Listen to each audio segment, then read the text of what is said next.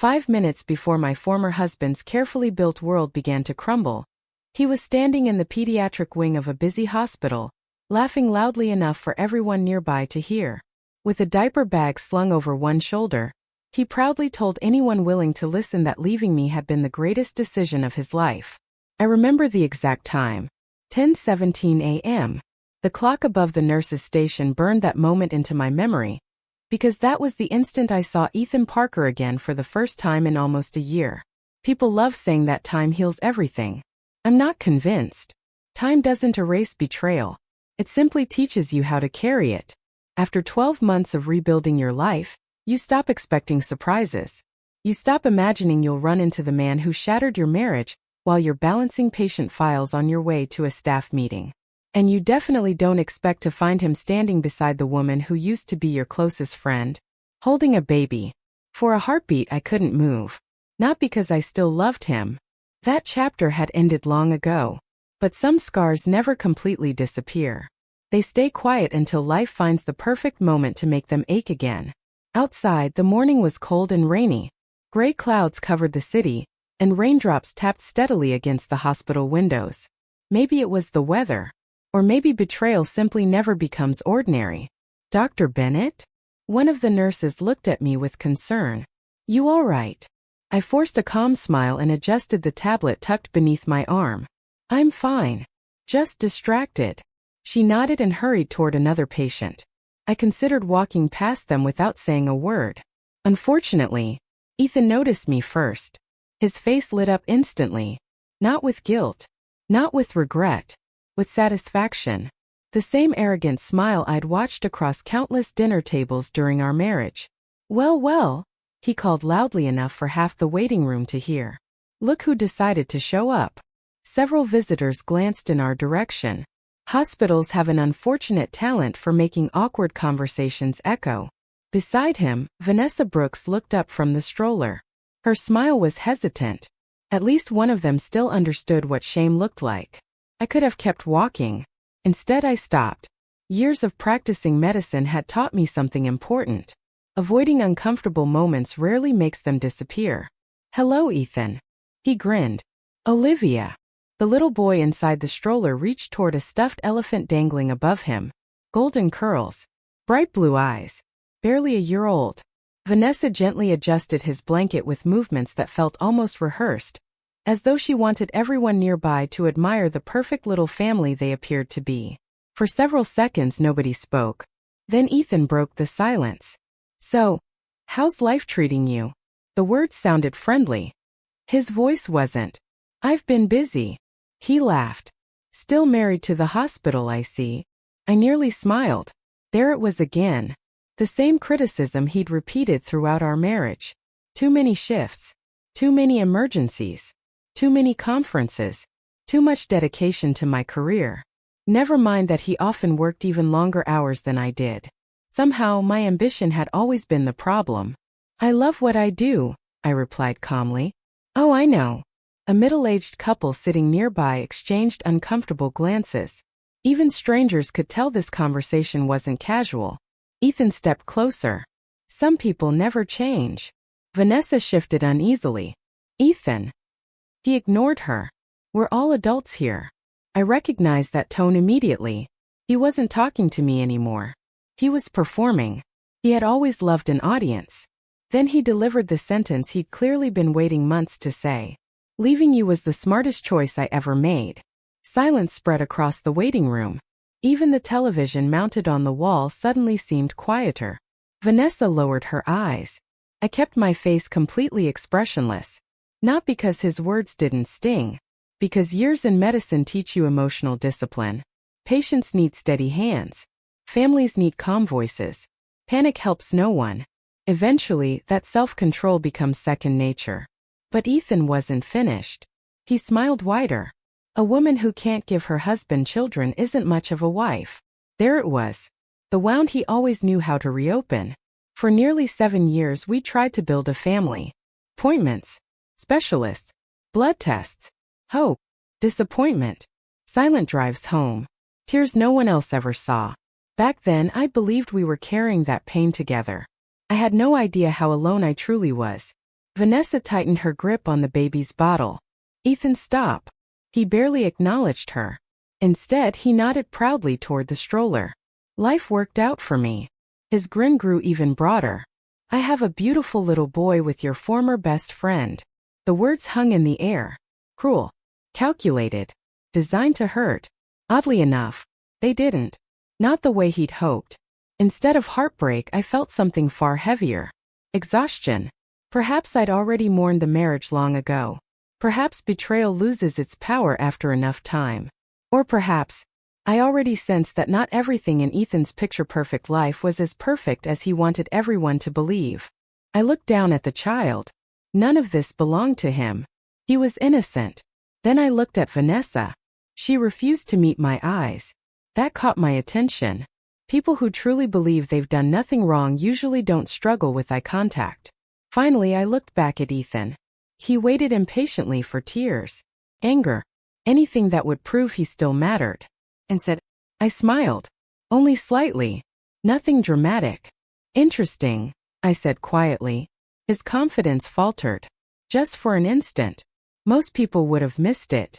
Doctors rarely miss subtle changes. What exactly is interesting? He asked. I shrugged. Oh, nothing. His smile faded. For the first time since I'd arrived, he no longer seemed completely in control. My phone vibrated inside my coat pocket. I glanced at the screen. One name immediately caught my attention. Nathan Collins. That surprised me. Nathan wasn't the kind of person who sent unexpected messages, especially not during work hours. The text contained only 6 words. I'm downstairs. We need to talk. My heartbeat quickened. Not from fear. From curiosity. Because if Nathan considered something urgent, it usually was. Suddenly, I had the unmistakable feeling that this ordinary Tuesday was about to change everything. I slipped the phone back into my pocket. Ethan continued staring at me, trying to understand why his cruelest words had failed to break me. For the first time in a very long time, I almost pitied him. Almost. I turned toward the elevators. Behind me, his voice echoed one last time. Running away again, Olivia? The elevator doors slid open. I stepped inside before looking back. No. A small smile crossed my face. I'm finally walking toward the right future. The doors closed before he could answer. Fun. He wasn't the one who got the final word. The elevator descended toward the main lobby while my thoughts refused to slow down. Outside, rain slid down the enormous glass windows overlooking the busy streets. Visitors hurried through the parking lot beneath umbrellas while ambulances came and went with practiced urgency. Nathan Collins was waiting near the hospital cafe. Even from across the lobby, I could tell something was wrong. Nathan wasn't the type to create drama. At 58, he had built a reputation as one of the most respected attorneys in the city. People sought him out when problems became complicated, sometimes impossibly complicated. As soon as he saw me, he stood. Olivia. Nathan. We shook hands. You sounded serious. He glanced around before answering. Can we sit somewhere private? That wasn't encouraging. We found an empty table tucked into a quiet corner beside the coffee stand. Around us, hospital life continued uninterrupted. Phones rang. Stretchers rolled across polished floors. Doctors discussed patient charts while families waited anxiously for updates. It was another ordinary morning for everyone else. For me, it was becoming anything but ordinary. Nathan opened a leather folder and carefully slid several papers across the table. I found something. A knot immediately formed in my stomach. What kind of something? He looked directly at me. The kind that changes everything. I picked up the first page. Then the second. Then another. Within seconds I frowned. These figures can't be right. They are. I studied the documents again. Investment accounts. Property records. Bank statements. Corporate filings. The numbers painted a picture completely different from the one Ethan had presented during our divorce. I looked up. How much? Nathan hesitated. Our current estimate. He paused. Is just under $700,000. For a moment, I honestly thought I'd misunderstood him. 700,000? He nodded. Assets he never disclosed. I leaned back in silence. The amount wasn't just shocking. It was almost unbelievable. Ethan had always seemed careless with everyday responsibilities. He forgot passwords, lost important paperwork, misplaced his car keys constantly. Yet somehow he'd managed to conceal nearly $750,000 during divorce proceedings. How? Nathan smiled faintly. Greed.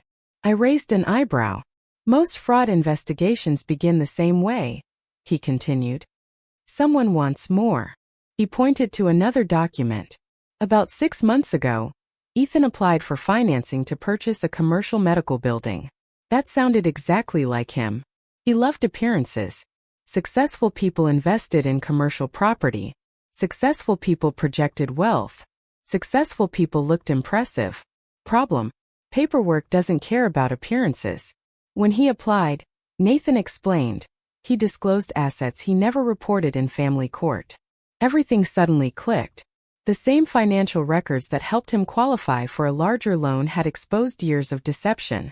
One careless decision. One expensive mistake. I couldn't help smiling. Not because I enjoyed watching someone fail. Because the entire situation was absurd. After months of carefully hiding the truth, he'd revealed everything trying to look richer. Nathan chuckled. I had a different reaction. What was that? I spent half an hour arguing with my printer, because I thought it had duplicated the documents. That earned my first genuine laugh in weeks. Several people glanced toward us before returning to their conversations. When the laughter faded, reality returned. What happens now? Nathan's expression grew serious again. We verify everything. And then, if the evidence holds up, he closed the folder. We reopen the financial settlement. I slowly nodded. The possibility felt strangely unreal. I'd spent the last year rebuilding my life, learning to live alone, throwing myself into medicine, refusing to waste energy thinking about Ethan or Vanessa. Now the past had found me again. Part of me hated that. Another part couldn't ignore what was sitting on the table between us. Nathan cleared his throat. There's something else. His voice had changed. Immediately, I knew I wasn't going to like what came next. What is it? He hesitated. When you and Ethan were trying to have children, every muscle in my body tightened. That subject still carried weight no matter how much time had passed. What about it? Nathan folded his hands together. Did he ever complete every fertility test his doctors recommended? The question caught me completely off guard. Memories flooded back. Appointments, specialists, blood work, consultations. Then one detail rose above all the others. Ethan never seemed to finish every evaluation. There was always another excuse. An unexpected meeting. A business trip. A scheduling conflict. Something always came first. Back then, I believed him. I wanted to believe him. I slowly shook my head. No. Nathan nodded as though he'd expected exactly that answer. I thought so. I stared at him. Why are you asking? He tapped the folder. Because another document surfaced. A chill crept down my spine. What kind of document? A medical record. My instincts immediately conflicted with my emotions. As a physician, patient privacy mattered deeply. Nathan seemed to recognize my hesitation. I'm not asking you to violate professional ethics. Good. But I can tell you this. He leaned forward.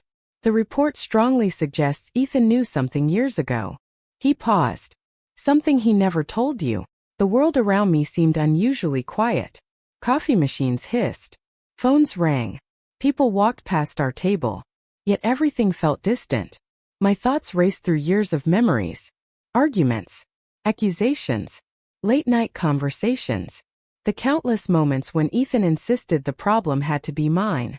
For years, I blamed myself. I questioned my own body. Wondered if I'd somehow failed our marriage. Now, those memories looked completely different. I finally managed to speak. Are you saying he lied to me? Nathan chose his words carefully. I'm saying there's reason to believe he knew far more than he admitted. I looked down at my hands. Suddenly dozens of old conversations replayed inside my head with entirely new meaning. Outside, rain continued striking the windows. Inside, something had shifted. Not revenge. Not yet. Truth. And sometimes, Truth destroys lives more thoroughly than revenge ever could. As I sat there staring at the folder, my phone buzzed again. This time it wasn't Nathan. It was a notification from social media. Vanessa Brooks had just uploaded another family photo. Normally I would have ignored it and said, something about the picture caught my attention immediately. I opened it. Vanessa sat on a picnic blanket smiling brightly, while the little boy rested comfortably in her lap. The caption read, "Perfect afternoon with my favorite little guy." Hundreds of people had already reacted. Comments poured in praising their beautiful family. But I wasn't reading any of them. I was looking at the child. More specifically, I was thinking about his age. My heartbeat slowed, then quickened again. A timeline I had never questioned before suddenly began rearranging itself inside my mind. Something didn't fit. Not yet. Not completely. But for the first time, I realized I had been looking at the wrong questions all along. I kept staring at the picture long after the notification should have disappeared. Have you ever noticed something without immediately understanding why it bothered you? A tiny detail. A feeling you can't explain. Something your instincts recognize before your mind catches up. That was exactly what happened. The photo itself looked ordinary. Vanessa sat on a blanket in the park with the little boy laughing in her arms. The comments beneath it were exactly what you'd expect. Beautiful family. He's growing so fast. He looks just like his dad. I ignored every word. Instead, my attention stayed fixed on the child's age. Just over a year old. Maybe 13 months. The numbers quietly rearranged themselves in my head. Something about the timeline felt wrong. I lowered my phone. Nathan noticed my expression. "What is it?" I hesitated. "I'm not sure." That was the truth. Years in medicine had taught me never to jump to conclusions. Symptoms come first. Diagnosis comes later. Emotion, however, rarely follows the same rules. Nathan glanced at his watch. "I need to head back downtown." "So do I." He stood and gathered the documents. "Just be careful." I frowned. Careful of what? He gave me a serious look. When people spend years protecting a lie, they don't usually react well when the truth starts catching up. At the time, I thought he was exaggerating. He wasn't. The rest of the day disappeared beneath patient rounds, consultations, paperwork, and endless meetings.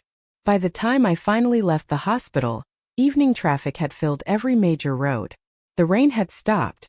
Streetlights reflected across the wet pavement while downtown shimmered beneath the fading light. Normally, I drove home with music playing. That evening, silence felt more appropriate. The same questions circled endlessly through my mind. What had Ethan known? How long had he known it? And why had Vanessa looked so uncomfortable that morning? By the time I reached my townhouse, I still had no answers. Only more questions. The following weeks tested my patience. Nathan's investigation moved exactly as legal investigations usually do. Slowly. Financial reviews. Court filings. Interviews. Document requests. Nothing dramatic. Real life rarely unfolds as quickly as movies pretend. Meanwhile, Ethan behaved as though nothing had changed. Vacation photos.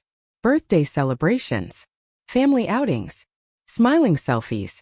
His social media painted the picture of a man living his perfect dream. Sometimes I wondered if he actually believed the fantasy himself. Then one Thursday afternoon, everything shifted. My phone rang while I was finishing patient notes. The caller's name made me stop. Vanessa Brooks. For a moment I simply stared at the screen. She hadn't contacted me once since my divorce. Not after betraying me. Not after moving in with Ethan. Not after helping destroy nearly a decade of my life. Yet somehow, now she was calling. Curiosity defeated common sense. I answered. "Hello." Silence. Only nervous breathing. Then, "Olivia." Her voice sounded fragile. Not guilty. Afraid. "What do you want?" Another pause. "Can we meet?" My first instinct was to refuse. I should have. Instead, curiosity won again. "When?" "Today." "What for?" I need to ask you something." That answer only made me more suspicious. Till, an hour later, I walked into a small coffee shop across town.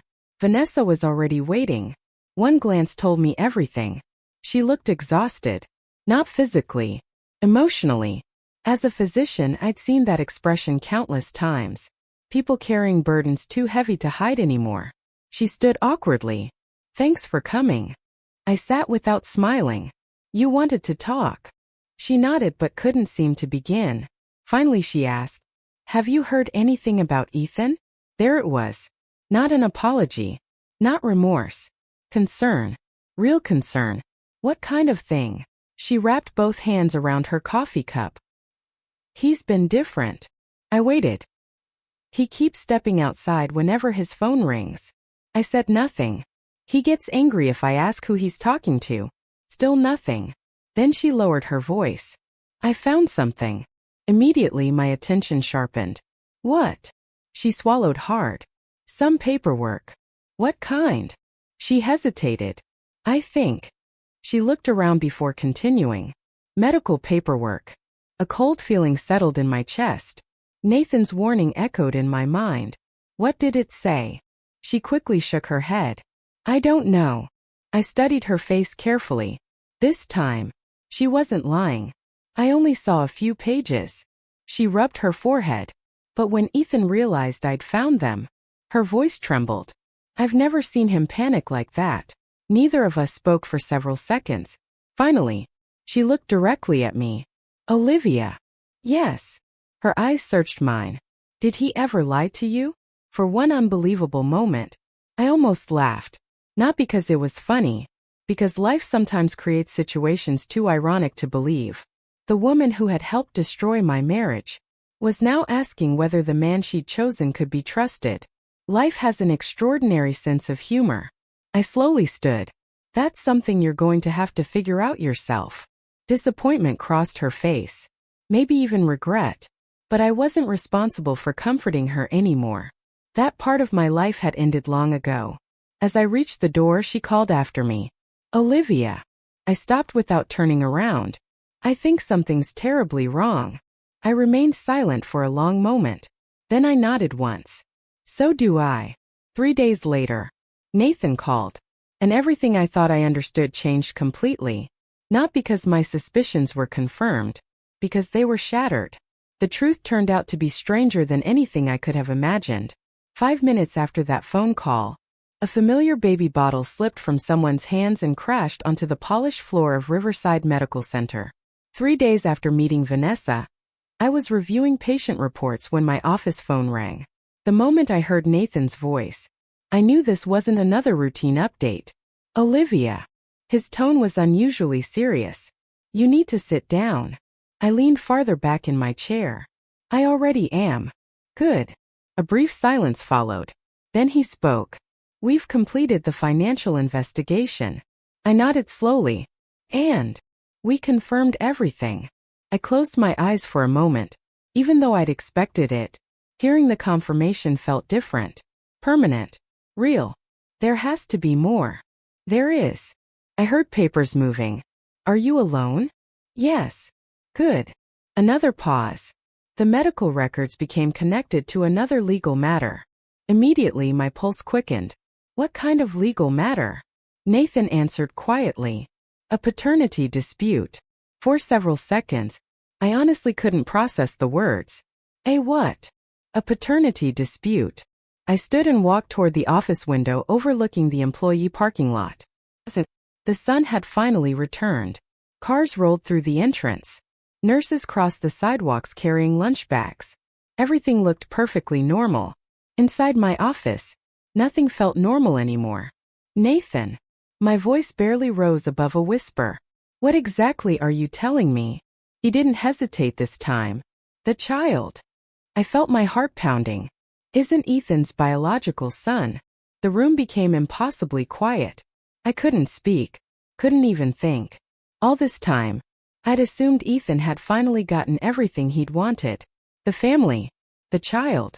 The perfect life he claimed I could never give him. Now, the very foundation of that life had collapsed. I finally found my voice. Does Vanessa know? Not yet. I stared through the window. You're certain? As certain as anyone can be before the court proceedings begin. Slowly, I sat back down. 4 years I'd imagined countless versions of justice. None of them looked like this. The man who had blamed everyone else for his failures was about to become trapped by the very lies he'd spent years protecting. What happens now?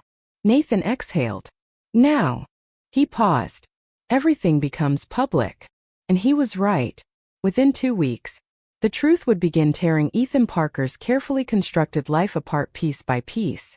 2 weeks later, everything finally erupted. Not because someone confessed. Not because anyone uncovered a dramatic secret overnight. It started with something far less exciting. A court filing. One document. One legal notice. One signature. That's all it took to crack the foundation Ethan had spent years building. People imagine scandals arriving like explosions. In reality, they usually begin with paperwork. By Friday morning, Ethan was calling everyone he knew. Former coworkers. Old friends. Business associates. Family members. Anyone who might somehow make the problem disappear. By Friday afternoon, most of them had stopped answering. Rumors spread quickly. Facts spread even faster. Then came the day none of us could avoid. The hearing. The county courthouse was unusually crowded when I arrived. Apparently, nothing attracts attention quite like a respected businessman discovering that several versions of his own story cannot possibly all be true. Old habit made me arrive early. Years in medicine teach punctuality. Nathan was already there. 3 organized binders sat neatly beside a legal pad and a cup of black coffee. He looked up as I approached. You ready? I gave an honest answer. No. He smiled. That's probably a good sign. Why? Because people who enjoy days like this usually have something wrong with them. I couldn't argue with that. I wasn't excited. I wasn't celebrating. Mostly, I felt uneasy, watching someone else's life collapse.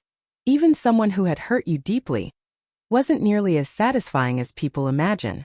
At exactly 9 o'clock, the courtroom doors opened. A few minutes later, Ethan walked inside. For the first time since I'd known him, confidence was missing. The expensive suit remained. The polished appearance remained. But the certainty, that had disappeared. Behind him came Vanessa. She looked exhausted.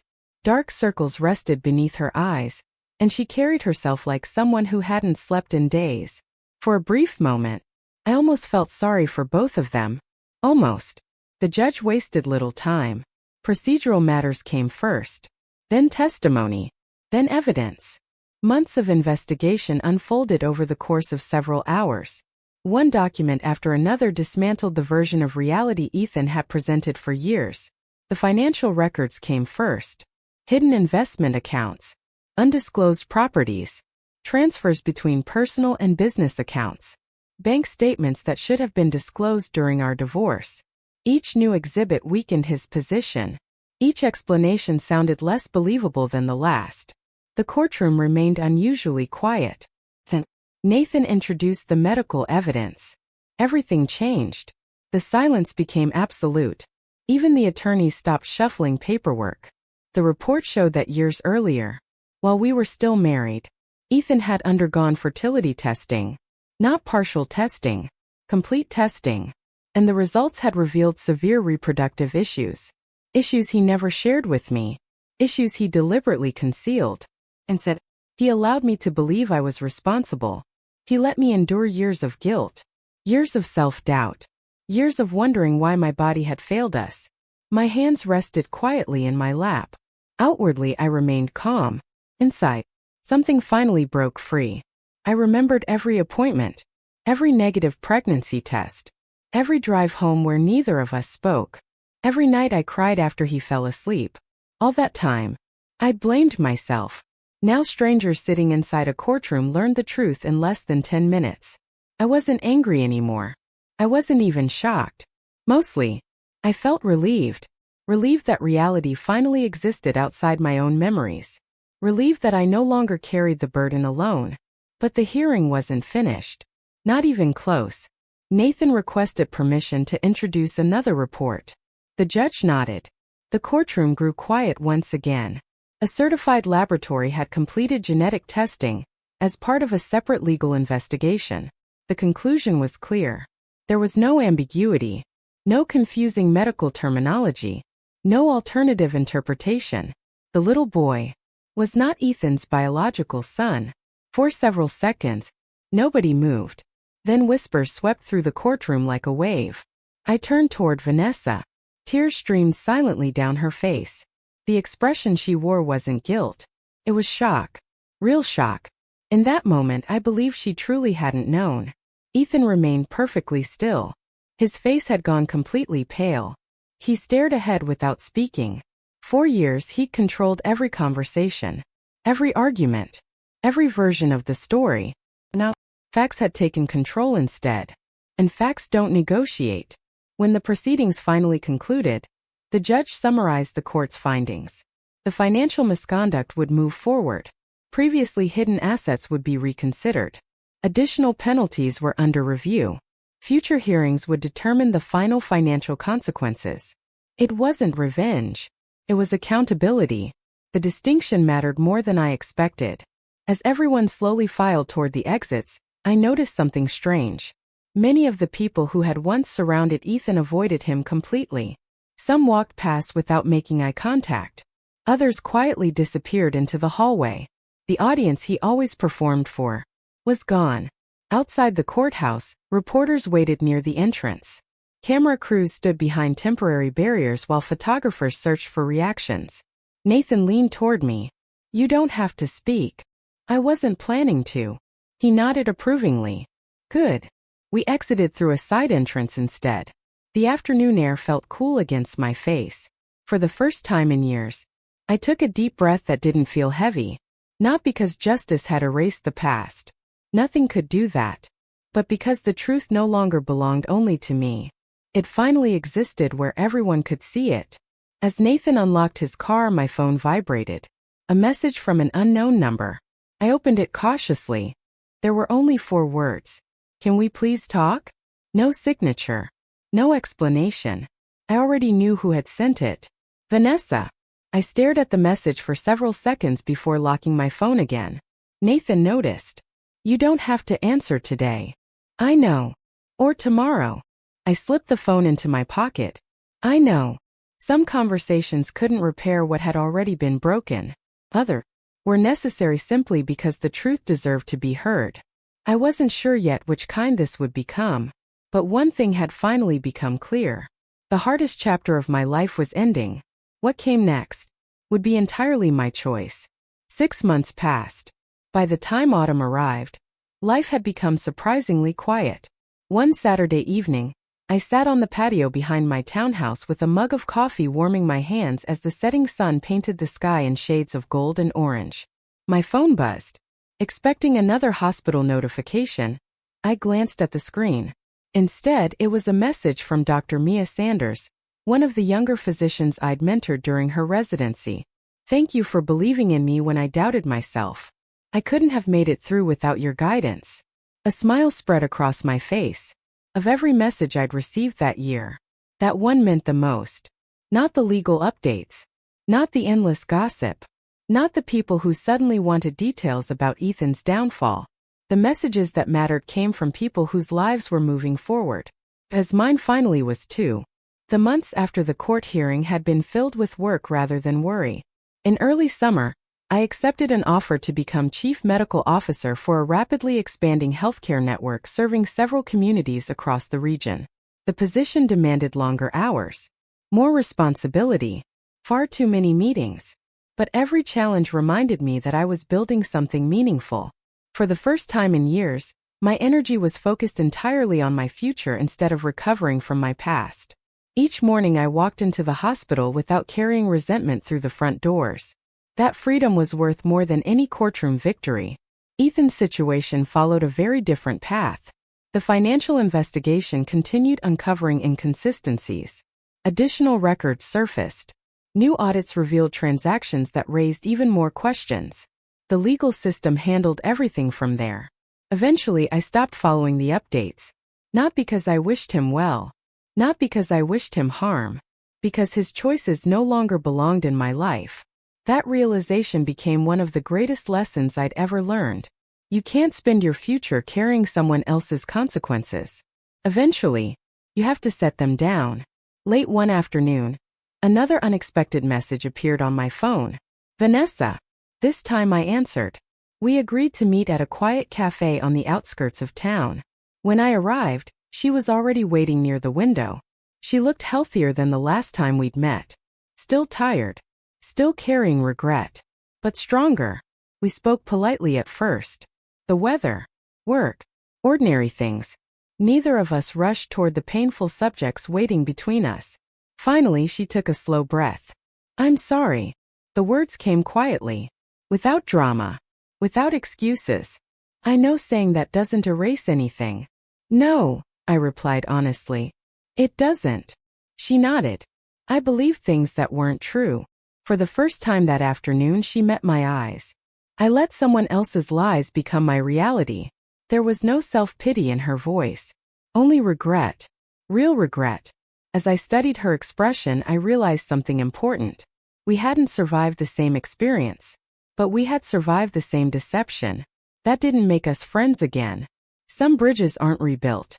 But it allowed something else. Understanding. We talked for nearly an hour. Not about revenge. Not about blame. About healing. About rebuilding trust in ourselves after discovering how easily trust can be manipulated. When lunch ended, we exchanged a brief, awkward hug. Then we walked in opposite directions. That felt right. Forgiveness isn't always dramatic.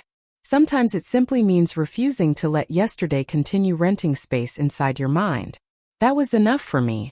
Several weeks later, while organizing storage boxes in my garage, I discovered an old photo album tucked beneath a stack of forgotten decorations. Curious, I sat on the floor and began turning the pages. Medical school graduation, family vacations, holiday dinners, my first apartment, wedding photographs, the early years of a marriage that had once seemed unbreakable. I studied each picture carefully, not with bitterness, not with regret, with perspective. The woman smiling from those photographs wasn't foolish. She wasn't weak. She wasn't naive. She was simply someone who trusted the person she loved. Trust wasn't her mistake. Betrayal was his. For years I'd quietly wondered whether I could have prevented everything that happened. Looking at those photographs, I finally accepted the answer. No. Another person's character is never yours to control. People make choices. Those choices eventually become habits. Those habits eventually become consequences. Sooner or later, everyone lives inside the life they've created.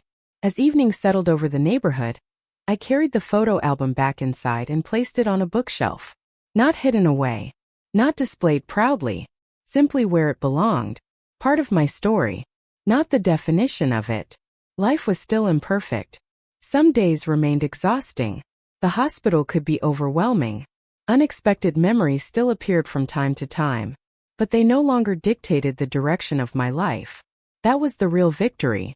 Not watching someone else fall, but discovering that I no longer needed them to.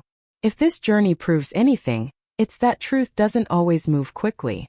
Sometimes it takes months, sometimes years. But truth has remarkable patience. It keeps moving even when people try to bury it. Justice may arrive late. Healing may take longer than expected. But neither depends on the approval of the people who hurt you. They depend on your willingness to keep walking forward. And when you finally do, you realize something unexpected. The happiest chapter of your life doesn't begin when someone else loses. It begins the moment you stop allowing your past to decide your future. As I switched off the lights and closed the front door that evening, I smiled. Not because everything had turned out perfectly, but because I finally everything sorted out.